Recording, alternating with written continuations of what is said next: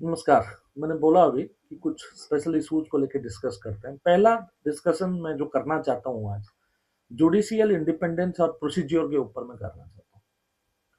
क्या सच में जुडिशियल को इंडिपेंडेंट होना चाहिए? जरूर होना चाहिए। आज़ाद मुल्क का यही तो सबसे बड़ा अचीवमेंट है कि जुडिशियरी इंडिपेंडेंट होता है। बट इंडिपेंडेंट जुडिशियरी क्या करना चाहता है इस देश में? ओरल ऑर्डर पास करके पॉपुलर होना चाहते हैं, टीवी पे आना चाहते हैं, किताबें लिखना चाहते हैं, या न्याय देना चाहते हैं? अपने जो जज हैं वो कभी गलत ऑर्डर पास करते हैं तो उनको रिमूव करने की ताकत पार्लियामेंट के पास होता है। यशवंत वर्मा जी के घर पे पैसे की ढेर मिली। सच्चाई क्या है वो इन्वेस्टिगेशन की विषय है। मिली, टीवी में आई, फोटोज आई, पैसे जलते हुए दिखे, परंतु उस व्यक्ति को अभी तक रिमूव नहीं करा जा पाया। 6 महीने 8 महीने हो गए, वो अभी भी इलाहाबाद हाई कोर्ट में है।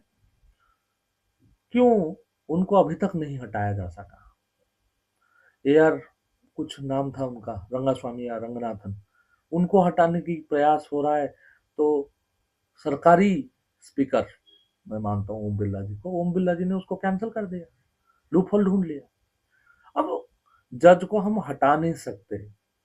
जज करप्शन कर रहा है जम के, पैसा उसकी घर से मिल रहा है, किसी तरीके की प्रोटेक्शन तो होगी ना। कोई एक्शन क्यों नहीं हो रहा है? या कब होगा? इलेक्शन के समय होगा। 6 महीना क्यों उसको हम बेंच पे बिठाए हुए हैं? पार्लियामेंट क्यों डिसीजन नहीं ले रहा है? मुझे ऐसा लगता है यशवंत वर्मा के खिलाफ कोई एक्शन नहीं होगा। मुझे ऐसा लगता है, मुझे लगता है कोई एक्शन नहीं होगा। वो बच गए हैं। वो अपनी टर्म खत्म करेंगे, 62 साल 65 साल तक सर्विस करेंगे, और क्या पता मालिक, वो सुप्रीम कोर्ट भी जा सकता है, क्योंकि करप्शन करने वाले लोगों की ही तो बढ़ापा है। हम जुडिशियरी को इंडिपेंडेंस तो दे दिए, जुडिशियरी रेगुलेटेड नहीं है। वो जो क्या ऑर्डर्स पास कर रहे हैं, वो रिसेंट पास्ट में जो ऑर्डर्स पास किए हैं, एग्रीवियस विशियस ऑर्डर्स हैं। कोई मतलब नहीं है उन ऑर्डर्स की। मैं उस दिन आपसे डिस्कस किया था, मुकुल रॉय को स्पीकर ने डिसमिस कर दिया था, कोलकाता हाईकोर्ट ने डिसमिस कर दिया था, क्योंकि उसने पार्टी बदली। सुप्रीम कोर्ट ने स्टे कर दिया। क्यों? क्या इंडिपेंडेंस चाहिए? उस जज को निकालकर सुप्रीम कोर्ट में से फेंक देना चाहिए। क्या मूर्खता है ये? मैं समझ नहीं पा रहा हूं। पार्टी बदला है, कैसे एक्रेडिटेशन हो? लॉ है इस देश में यार, क्लियर स्टेटेड लॉज हैं कि आप पॉलिटिकल पार्टी बदलेंगे तो आपकी सदस्यता रद्द हो जाएगी। Simple straight. कोई जुडिशियल रिव्यू की आवश्यकता ही नहीं है इस मैटर में। वो कर रहे हैं। एसआईआर को लेके हमने पूर्व वीडियो में भी डिस्कस किया था। सुप्रीम कोर्ट हाई हैंडेडली कुछ कह ही नहीं रहा इलेक्शन कमीशन को। ओरल ऑर्डर्स आते हैं, टीवी में ऑर्डर आ रहा है, सुप्रीम कोर्ट ने ये बोला। अरे बोलने से नहीं होता है। रिटन ऑर्डर कहाँ है इलेक्शन कमीशन के खिलाफ? और इलेक्शन कमीशन क्या कर रहे हो भाई? तुमने एसआईआर करना है, अमर्त्य सेन की नाम नहीं है।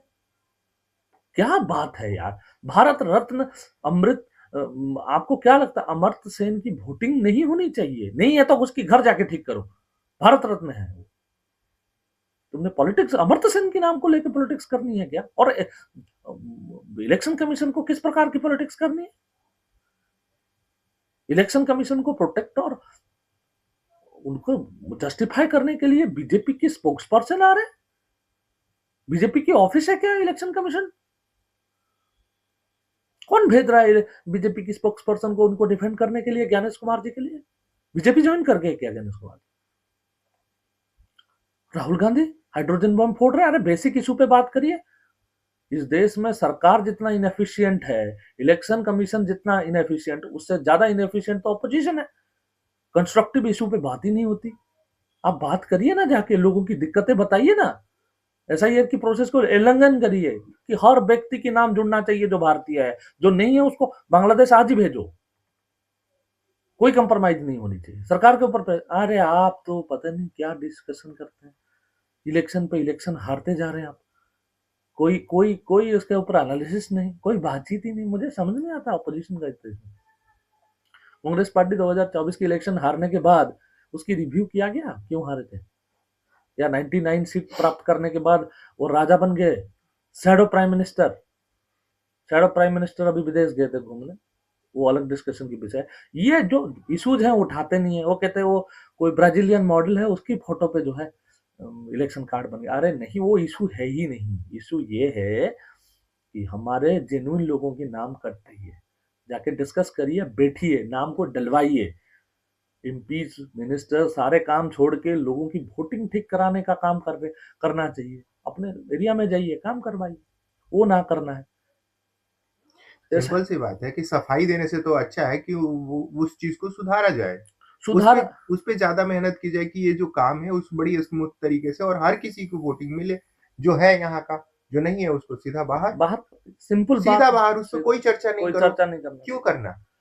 वेलफेयर स्कीम और फ्रीबीज, हमारे देश में इस डिफरेंस को लोग तो पता नहीं कर पाते। हम सब कुछ फ्री में देके हमको लगता है, इरेशनल फ्रीबीज तो देते हैं हम इलेक्शन जीतने के लिए। फ्री में लोगों को टिकट बांट देना, फ्री में लोगों को चावल बांट देना, इस प्रकार की प्रक्रिया है। जो गरीब से गरीब तकता है ना, उसके पास ये फ्रीबीज पहुंचता ही नहीं। कोर्ट इस पे कुछ बोलेगा नहीं। सरकार इलेक्शन को दृष्टि से देखकर सबको सब कुछ बांटने की प्रयास करता है। दुखद है, होना नहीं चाहिए, परंतु हो रहा है वो, और हम देख रहे हैं। अब एनवायरमेंटल पॉलिसी को लेकर सुप्रीम कोर्ट ने एक multi disciplinary team Aravalli range में भेजा है कि आप एनालाइज करिए। अब अरावली की इशू को लेके हमने डिस्कशन भी किया है, ब्लॉग्स भी बनाई है, अरावली में घूमते हुए आपको दिखाए हैं, दिखाएंगे और। परंतु मुझे लगता है अरावली अब बीता हुआ कल बन चुका है। हमें अब ये डिसाइड करनी है इस देश में कि, और पूरा उत्तराखंड बेच चुके हैं सरकारें आज के टाइम पे, कांग्रेस बीजेपी जिसकी भी सरकार रही, पूरा उत्तराखंड इंडस्ट्रियलिस्टों के हाथों में दे दिया। कल जब रोटी चाहिए होगा उनकी लोगों को, पूरी उत्तराखंड तबाह हो जाएगा आगामी बारिश में, मैं आपको बता रहा हूँ। सरकार को, कोर्ट्स को, जनता को यह तय करना पड़ेगा अगले कुछ दिनों में कि प्लीज अपने परिवेश को बचाने का प्रयास करिए। अपने बच्चों के लिए कुछ तो छोड़ के जाइए। आपको लगता है आपका बच्चा जो है साउथ अफ्रीका, सॉरी, न्यूजीलैंड चला जाएगा? कहीं नहीं जाएगा, यही तबाह हो जाएगा, जिंदा ही नहीं रहेगा न्यूजीलैंड जाने जैसा। हमारी वेदर, हमारी कंडीशंस, हमारी एनवायरनमेंट कैसा होना चाहिए, ये डिसीजन हम और आपके हाथ में है। इसकी गंभीरता समझिए, इससे गंभीर इशू दुनिया में कुछ नहीं है। अरावली एक एग्जाम्पल है। कुछ लोग आज अरावली को प्रोटेक्ट करने बाहर निकले थे, मैं उनको बधाई देना चाहता हूँ। इंडस्ट्रीज होनी चाहिए, हम तो प्रो इंडस्ट्रियल बातें करते हैं। स्टील प्लांट्स होने चाहिए, आयरन रिफाइनरीज होने चाहिए, पेट्रोलियम की रिफाइनरी होनी चाहिए, हमारी बच्चों को नौकरी मिले, कोई भी बच्चा रास्ते में ना घूमे, सबको नौकरी मिले, सब नौकरी करें, बहुत बढ़िया। सब बाहर जाके गेम खेलें, मोबाइल में ना पड़े रहें, बाहर घूमें, लंबा लंबा रास्ता चलें, ये तो हम चाहते हैं, सब चाहते हैं। परंतु जंगलें नहीं रहेगी, पहाड़ी नहीं रहेगा, कहाँ घूमने जाएंगे हमारे बच्चे? सुप्रीम कोर्ट की ऑर्डर के इंतजार में हो साहब, तो सुप्रीम कोर्ट ऑर्डर नहीं करेगा। मैंने बताया ना आपको इन लोगों की स्थिति क्या है, क्या गया गुजरे स्थिति में है ये लोग। एक दूसरे की बच्चों को प्रमोट करने के बाद समय मिलेगा तो न्याय देंगे ना।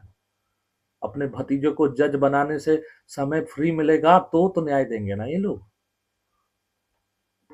ये तो बहुत बिजी हैं जी, अपने भतीजे को, अपने बेटे को, अपने बेटी को आईएएस बनाने में, जज बनाने में बहुत बिजी हैं ये लोग।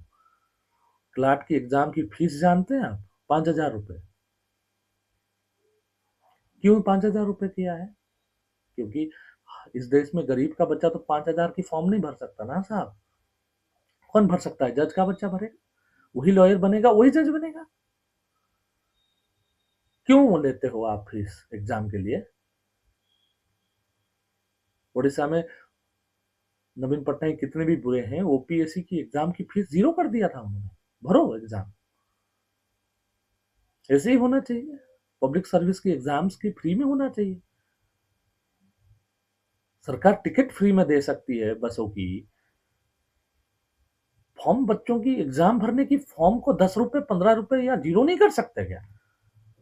आप इसलिए करते हो कि क्योंकि इस देश की गरीब का बच्चा जज ना बन सके। आपका बच्चा जज बनेगा, आपका बच्चा वकील बनेगा, आपका बच्चा आईएएस बनेगा। फिर आपकी बच्चे की एडमिनिस्ट्रेशन के अंडर लोग जो है खाई में गिर के मरेंगे और आप भारत की उच्च आसन पर बैठकर लोगों की वोटर लिस्ट में नाम काटोगे। यही तो हो रहा है। इसमें सरकार जिम्मेदार नहीं है, ये एक सिस्टम की फेलियर है आज के टाइम पे। ये सिस्टम किसी भी सरकार में ऐसा ही रहता है।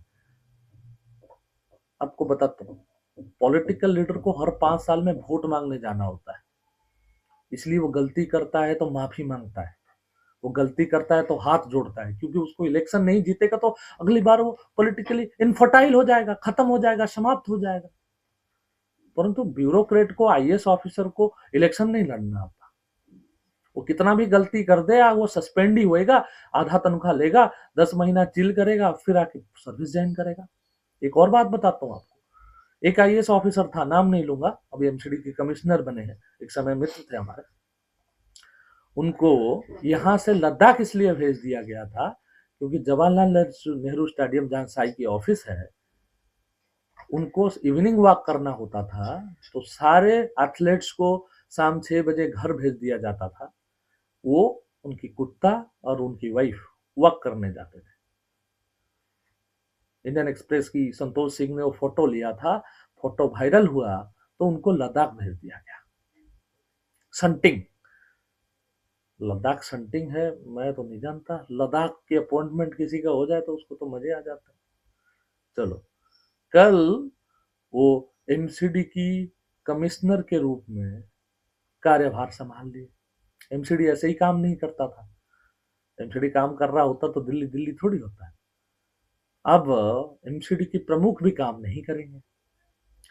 नाकाम लोग और नाकाम संस्था मिलकर दिल्ली को साफ करेंगे कल से। इनकी कल कभी आएगी नहीं, पोल्यूशन कभी घटेगी नहीं, पानी गंदा आती रहेगी, और हम जो है ट्रिपल इंजन आजकल चल रहा है, ये 4वां इंजन होगा, कमिश्नर भी इनका है ना, तो 4 इंजन की सरकार दिल्ली में विफल होते दिखेगा। और मैं अभी भी कह रहा हूँ, पॉलिटिकल लीडर की कोई गलती नहीं है। पॉलिटिकल लीडर को आप पूछोगे जाके ना, वो कहता है यार साफ सफाई से मैं क्या कमा लूंगा, मेरे घर के बाहर मेरी रास्ते साफ होगी तो मुझे वोट ज्यादा मिलेगा। वो तो चाहता है रास्ते साफ हो साहब, ये ऑब्सेस नहीं होने देता है, क्योंकि उनको इलेक्शन नहीं लड़ना। निगम पार्षद अभी साफ सफाई नहीं करेगा, 5 साल बाद आएगा, लोग कूड़ा फेंकेंगे उसके मुंह पे। वो डरता है, डरती है, डरता है। एमएलए अभी जो बनते हैं लोग, एमएलए बनना कोई सहज काम है? एमएलए को गाली पड़ता है, रास्ता नहीं बनाया, बोला था रास्ता बना दूंगा, पानी का व्यवस्था नहीं किया, बोला था पानी का व्यवस्था कर दूंगा। अफसर को क्या है, ज्यादा से ज्यादा क्या करोगे, ट्रांसफर। ये जो नेक्सस चल रहा है ना, उसको ठीक करने की आवश्यकता है। नहीं तो ना पहाड़ बचेगी, ना पेड़ बचेंगे, ना हमारी शहर बचेगी। बच्चे तो अब बचे ही नहीं। आप देखिए ना, आपकी ग्राउंड में जाके कितने बच्चे खेलते हैं। पहले जमाने में लोगों को पीट पीट के, छोटे बच्चों को पीट, हमें माँ बाप पीट पीट के घर लाते थे। अब पीट पीट के इनको भेजना पड़ता है जाओ खेलने के लिए, क्योंकि मोबाइल दोस्त बन गया है। मम्मी पापा को बढ़िया हो जाता है, बच्चे चुप होकर अपना करने लगते हैं, घर शांत है, मेरा बच्चा बाहर नहीं निकलता। अचीवमेंट है इस समय। आप, हमारी घर खराब हो चुकी है, पहले खराब हो चुकी है, कोविड ने खराब कर दिया है।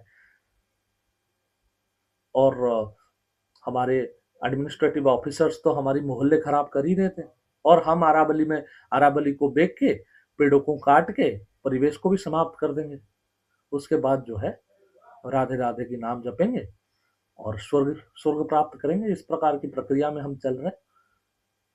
इस पर और एनालिसिस करने की जरूरत है। ये थोड़ी इमोशनल इशू है, मैं इमोशनल हो गया इस विषय में। इसमें फैक्ट से ज्यादा हम लोगों का व्यू है, परंतु आप भी इस पर विचार करिए और हमें बताइए हमारी व्यू सही है कि नहीं, और कमेंट में इसको लिखिए। और हमारी कंटेंट आपको अच्छा लगता है तो हम ये नहीं बोलेंगे सब्सक्राइब वगैरह करिए, हमें देखते रहिए और हमें आइडियाज दीजिए अपने कमेंट्स में, हमें और कौन सी इशू पे बात करनी चाहिए। आज के लिए इतना ही, नमस्कार।